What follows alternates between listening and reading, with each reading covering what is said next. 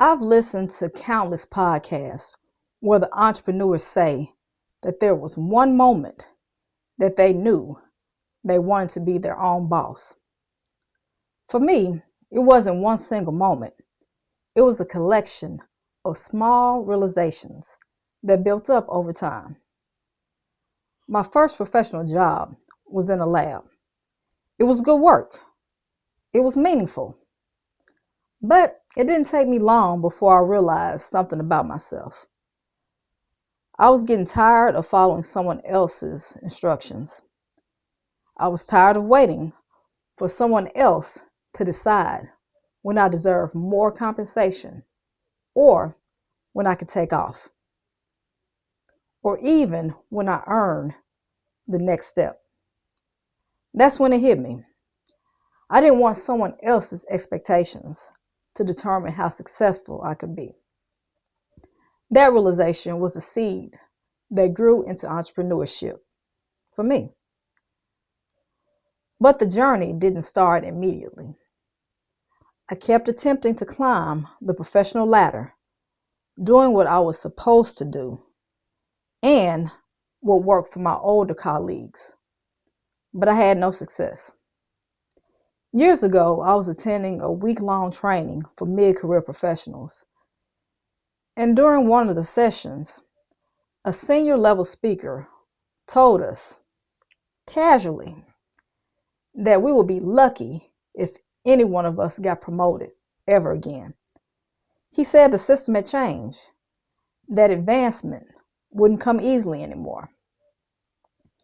I remember sitting there thinking, wait, so you telling me my future depends on luck and timing? That just didn't sit right with me. That's when I knew I had to start something of my own, something where my growth wasn't limited by someone else's rules or recognition. Now, I call myself a hybrid entrepreneur, a mix of speaking, writing, content creation, and anything else that allows me to share my message and to serve people in different ways. Entrepreneurship is not a straight line. It's a roller coaster, just like life. You're going to have days when you feel on top of the world and others where you question everything you're doing. My biggest fear when I started wasn't failure. It was not living up to my own expectations. I had to learn to give myself grace and realize that every high and low is part of the process. What keeps you going isn't perfection, it's purpose. You have to believe in what you're doing, even when the results don't show up right away. And when your first few ideas don't work, you don't give up. You pivot. You adjust. You keep moving. My faith also plays a big part in it. I believe God doesn't waste experiences. The moments of frustration, rejection, and redirection, they all build the foundation for what comes next.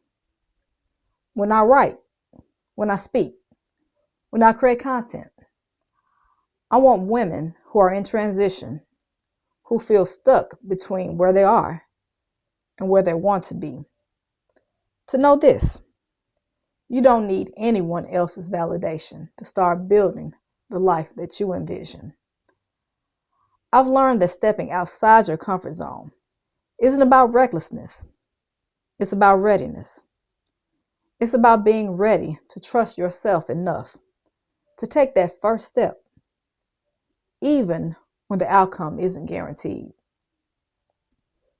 So why did I want to become an entrepreneur? Because I wanted freedom. The freedom to create, to grow, and to define success on my own terms.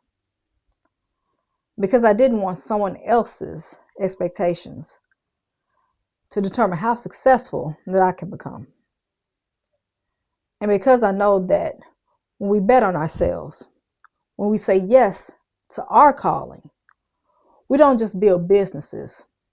We build courage, confidence, and a legacy that inspires others to do the same.